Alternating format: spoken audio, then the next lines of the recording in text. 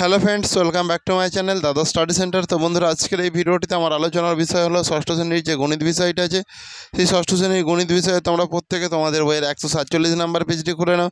সেই 147 নাম্বার পেজে সাতের থেকে যে ছকটি আছে, সেই সাতের থেকে ছকেরই অঙ্কগুলির সমাধান করা হবে বন্ধুরা। আর হ্যাঁ, তোমাদেরকে বলা, তোমরা যদি এর আগের ক্লাসগুলি না দেখে থাকো তাহলে ভিডিও ডেসক্রিপশানে চলে যাও, ওখান থেকে সরাসরি তোমরা আগের ক্লাসগুলি দেখে নিতে পারবে। তো ভালো করে দেখো, এখানে যেটা আছে দেখো, হালদার পাড়ার মোড়ে রামদার ব্যাগের দোকান। রামদার নিজেই ব্যাগ তৈরি করেন।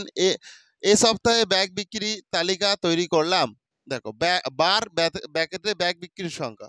দেখো সোমবারে দেখো কত আছে, 40টি। মঙ্গলবার 30টি, বুধবার 35টি, বৃহস্পতিবার 25টি, শুক্রবার 20টি, শনিবার 30টি। আর প্রত্যেকে এদিকে লক্ষ্য রাখো, শুনতে পেয়েছো? প্রত্যেকে লক্ষ্য রাখো কিভাবে করছি দেখো, আগে তারপরে করবে। দেখো সোমবার তো 40টি, তাহলে আমরা এক ঘরে মানে 5 গেছি, তাহলে 5 8 40, তাহলে স্কেলে 8 পর্যন্ত গেলে আমি 40 পেয়ে যাব।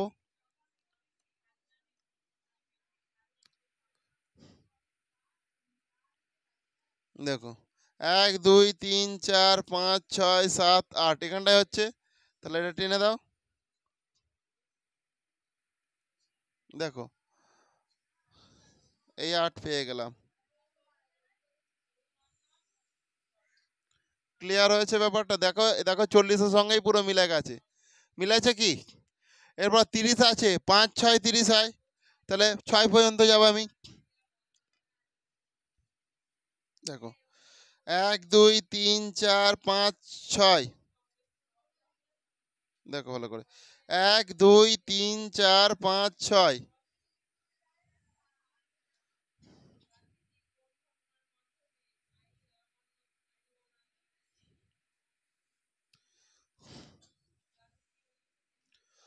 দেখো এই 30-এর সঙ্গে মিলে গেছে কি? ব্যাস। 35 আছে মানে 5 7 তে 35, তাহলে 7 পর্যন্ত যাব আমি।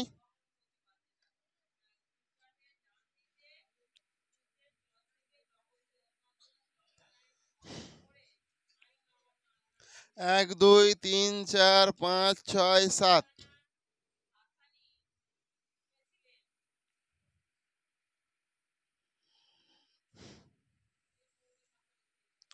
7 মানে 7 5 35 হচ্ছে। ব্যাস কমপ্লিট। এরপর 25, 5 5 25,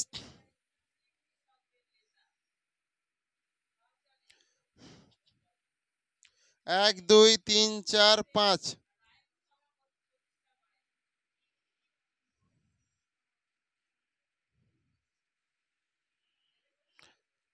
1 2 3 1 2 3 4 5,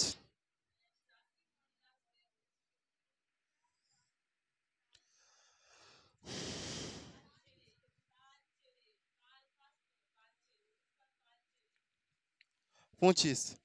এরপর শুক্রবার কত আছে? 20 আছে।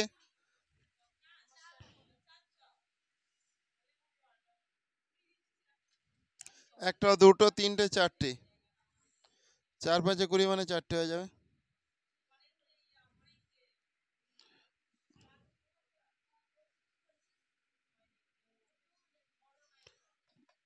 30 30 হয়েছে তো, 5 6 30, তাহলে আমি এটা 6 পর্যন্ত যাব।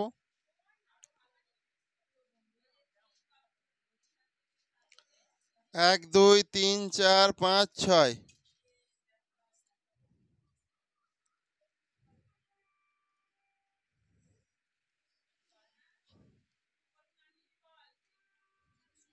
ব্যাস তোমাদের অঙ্ক কমপ্লিট হয়ে গেল। কারো কি কোনো সমস্যা আছে?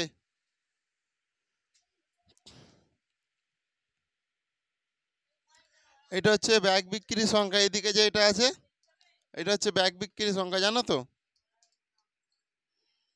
তীর চিহ্ন উপরের দিকে বেড়ে গেছে মানে উপরের দিকে তীর চিহ্ন করে দাও। ব্যাগ বিক্রির সংখ্যা লিখে দাও ওখানে। হ্যাঁ,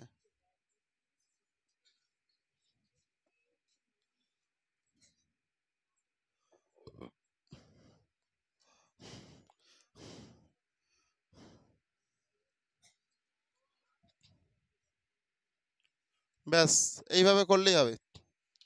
শুনতে পেয়েছো? করে নাও প্রত্যেকে।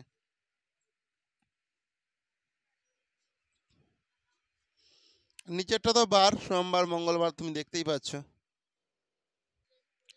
তো বন্ধুরা তোমরা এবার দেখো 8-এর অঙ্কটা ভালো করে দেখো। এই দেখো 8-এর অঙ্কটাতে আছে যে আমাদের স্কুলের গত 5 বছরের প্রতি বছরে কতজন ছাত্রছাত্রী মাধ্যমিক পরীক্ষা দিয়েছে তাদের স্তম্ভচিত্র বিভিন্ন প্রশ্ন তৈরি করেছি। স্তম্ভচিত্র থেকে উত্তর খোঁজার চেষ্টা করি।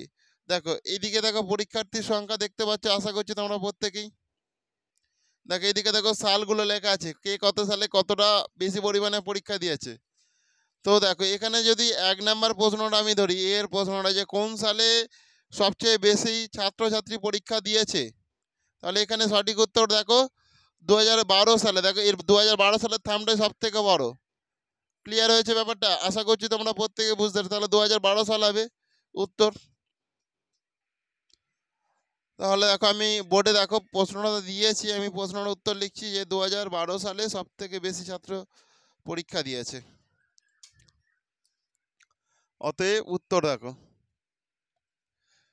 2012 সালে সবচেয়ে বেশি ছাত্রছাত্রী পরীক্ষা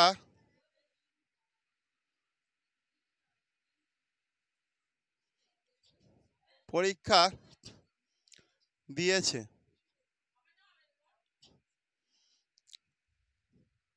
বুঝতে পেরেছো ব্যাপারটা?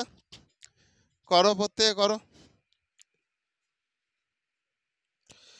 তো এরপরে দেখো বিয়ের প্রশ্নটা যে কোন সালে সবচেয়ে কম ছাত্রছাত্রী পরীক্ষা দিয়েছে দেখি।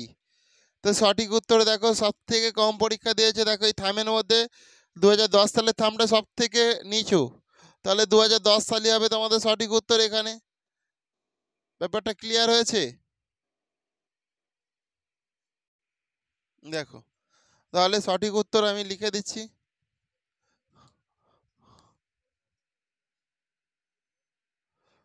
2010 সালে সবচেয়ে কম ছাত্রছাত্রী পরীক্ষা দিয়েছে।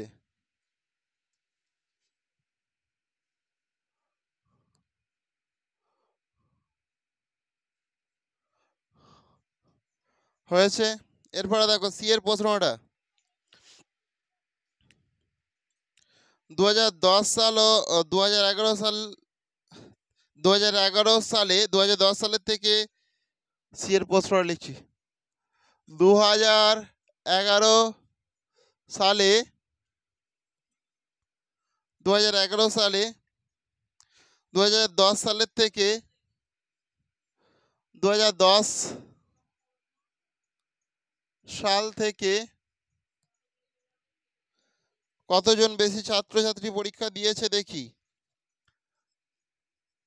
কতজন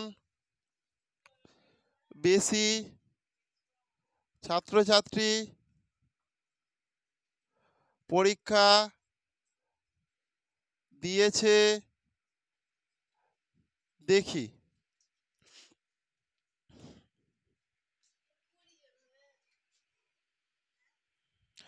তো বন্ধুরা এরপর সি এর প্রশ্নটা দেখো, বলছে 2010 সাল না 2011 সালে 2010 সালের থেকে কতজন বেশি ছাত্রছাত্রী পরীক্ষা দিয়েছে সেটা দেখতে বলেছে আমাকে।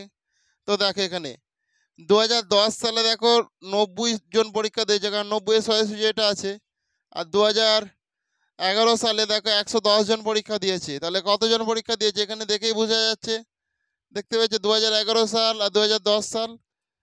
2010 সালে 90 জন দিয়েছে আর 2011 সালে 110 জন দিয়েছে। তাহলে কতজন বেশি দিয়েছে সেটা আমি দেখিয়ে দিচ্ছি। অবশ্যই 20 জন। তোমরা প্রত্যেকে বোর্ডে লক্ষ্য রাখো, দেখো তাহলে।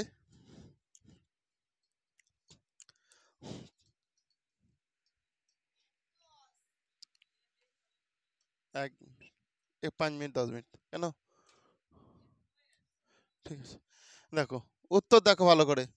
তাহলে 2011 সালে 2010 সালের থেকে 110 মাইনাস 90 জন সমান 20 জন বেশি ছাত্রছাত্রী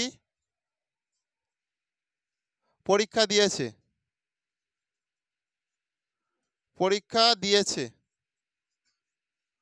হয়েছে? করে নাও তাড়াতাড়ি, এটা করে নাও।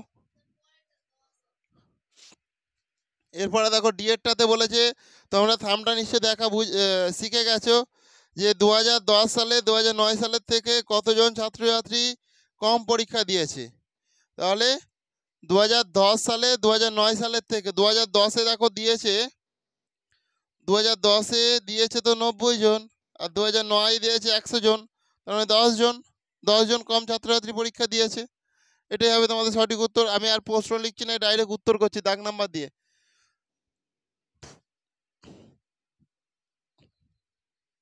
দেখো ডিএডটা দেখো ভালো করে। 2010 সালে কমা 2009 সাল থেকে 2009 সাল থেকে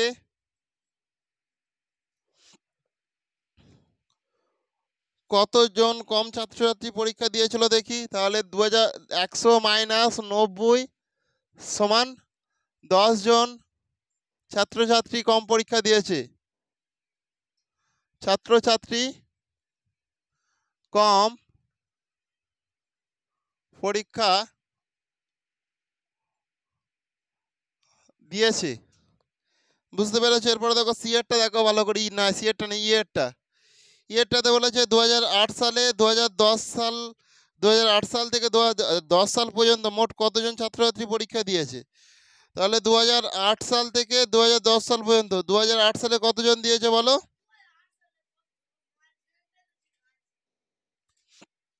এটা মাঝখানটাতে বলতে দেখো এটা 105, ঠিক আছে?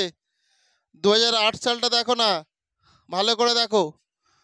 তোমরা একটা জিনিস ভালো করে লক্ষ্য করো, এই যে 2008 সালে দেখো 2010 আর 100 আর 110-এর মাঝখানে আছে, তার মানে এটা 105 হবে। মাঝে আছে মানে কি 105, তোমরা স্কেল বসিয়ে দেখো পুরো মাঝে আছে এই জায়গাটাতে, তাহলে এই জায়গাটা 105 করবে। ক্লিয়ার হয়েছে?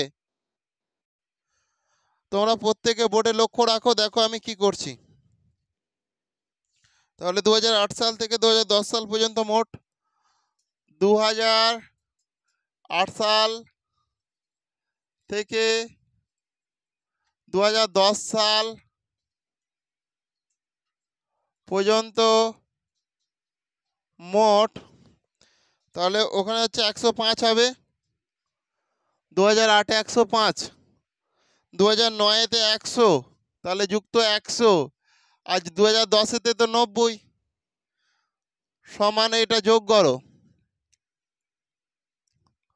সমান ওটা যোগ করলে হয়ে যাবে তোমার 295 জন ছাত্রছাত্রী পরীক্ষা দিয়েছে। ছাত্রছাত্রী পরীক্ষা দিয়েছে। বোঝা গেছে ব্যাপারটা? ঠিক আছে, তাহলে তোমাদের আজকে এই ক্লাসটা এখানে শেষ করলাম। তোমাদের মোটামুটি কোষে দেখি 13টা কমপ্লিট হয়ে গেল। তোমরা এরপর নেক্সট দিন কোষে দেখি 14 দাগের অঙ্ক করবে। আর কারো যদি কোথাও কোনো রকমভাবে বুঝতে অসুবিধা থাকে তাহলে অবশ্যই কমেন্টে জানিও। Thank you. আসছি তাহলে, নেক্সট ক্লাসে আবার দেখাবে।